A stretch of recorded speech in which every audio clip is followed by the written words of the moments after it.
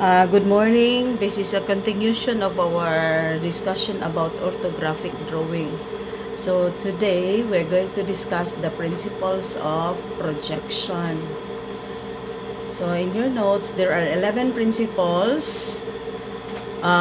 in which number 1 states that the top view is directly over the front view. So if you're going to look at the orthographic drawing presentation, it is said, statement number 1, the top view is over the front view. So therefore, if you're going to refer to our presentation, this is our front view and this is the top view. And if you're going to look at the isometric drawing, this is our front view, and on the top of our front view is the top view. So that is why this principle number 1 is applicable in our orthographic presentation. Number 2, the side views are in line horizontally with the front.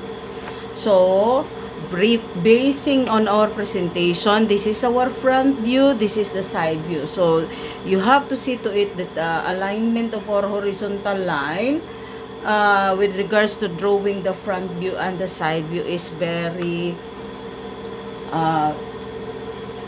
you have to present it properly.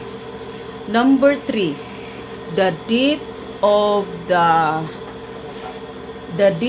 width of the side view is exactly the same as the depth or width of the top view. So if we are going to look at the presentation, this is now this one, the arrows that I have drawn is what we call as the depth of the top. And if you're going to look at the presentation, so this one, the depth of the top view is the same as the width of the side view. So therefore, if you're going to measure this line, this is equals to the measurement of this line. And basing on our or isometric drawing, this is now the depth of the top view. If we have to analyze, this is the top view, this is the side view. So take note that this should be the same. So dili jud pwede nga maglain-lain ang iyang sukod. Number 4, the surface parallel to the plane of projection is shown in its true shape and size. So if ever you're going to look at an isometric drawing, the surface, so for example, you are standing on this position and looking at the object like this. So therefore, this is your surface directly to the eyes. So if you're going to look at what is the shape or what is the size of the object, so rectangle. So you cannot say that in drawing the front of the object when drawn in orthographic is different. So if ever what you see this surface is, you have to show it in its true size and shape. So meaning, if you have seen a rectangular surface, so you have to draw it in the frontal view that is rectangle ang iyang shape, and you have to consider the size of the object. Number 5, the surface perpendicular to the plane of projection is projected on that plane as a line. So when we say perpendicular, so perpendicular line means it is 90 degrees to your eyesight, meaning to say, so if this is the surface parallel to your plane of projection, the surface perpendicular to your eyesight will be the surface, top surface, this surface, and the left side surface. So what will happen to this surfaces when drawing an orthographic? This will become a line. So meaning to say, so if this is your frontal, the surface parallel to your plane of projection, if we're going to extend this line, this will become as the top surface. This will be our top surface. So what will happen to this surface? Because in drawing orthographic, we're not allowed to use this presentation because this will not be an orthographic anymore. So instead, just imagine that this surface is, you have to pull this surface towards you, so this surface becomes line. So mahimo na lang ni siyang linya, and the representation of this surface, the top surface, will be this line. So we are not allowed to position our orthographic this way because it is not allowed. And also the surface, the side or profile surface of the object, if we are going to pull this towards you, take note of the arrow that I have drawn. So if you're going to pull this towards you, this surface will be represented with this line only. So meaning to say, we have to disregard this surface when looking at an orthographic presentation. Number 6, the surface inclined. So we have to skip the number 6.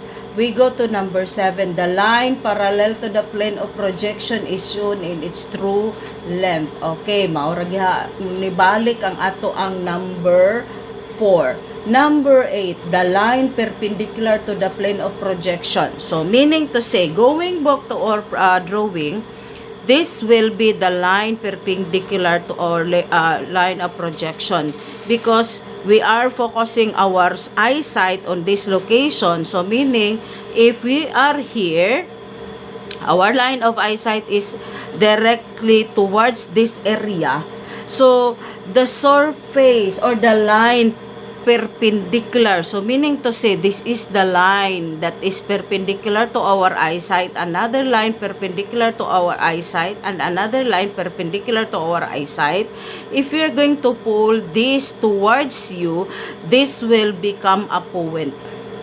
So point, then kani siya diri dapita, imo sa na siyang bitaron padong diha nimo, mahimo na siya nga point. Number 9, the line inclined to the plane of projection. We have to skip this one. Number 10, no line can be projected greater than itself and no surface can be projected greater than its area. So meaning to say, if you will see a line or you will represent a line from the isometric to orthographic. So if what is the measurement of the line, that line in the isometric will be exactly the same as the line when you will present it in an orthographic projection.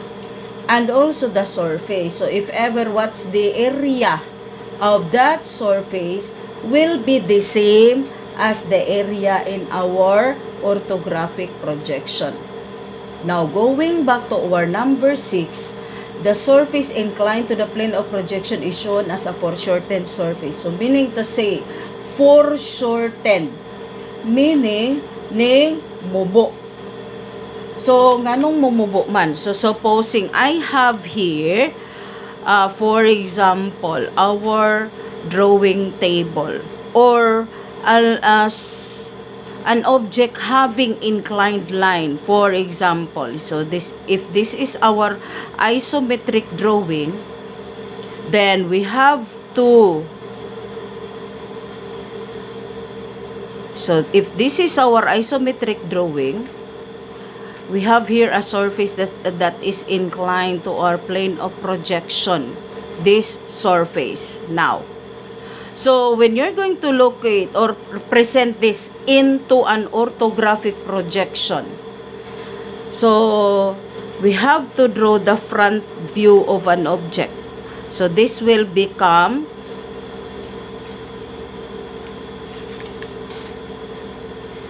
if this is the front view, your front view presentation will be this one. Because we have here surface A and surface B. So this will be our surface A and surface B. So when you're going to draw the side view of the object, this will be the presentation of the side view of the object. So what will happen? What happens is this line is now foreshortened because this is now the presentation of this line to the orthographic. So take note, this is foreshortened. Why? Because going back to the principle number 2, the side views are in line horizontally with the front. So meaning to say, it should be aligned. So if ever you're going to extend this line so that you can get the exact measurement of this line to, you can transfer this measurement to the orthographic, this is now wrong presentation. Instead, you have to align the horizontal lines, the front view and the side views. So I hope that you understand, but don't you worry because I will be having a follow-up in discussion regarding these principles.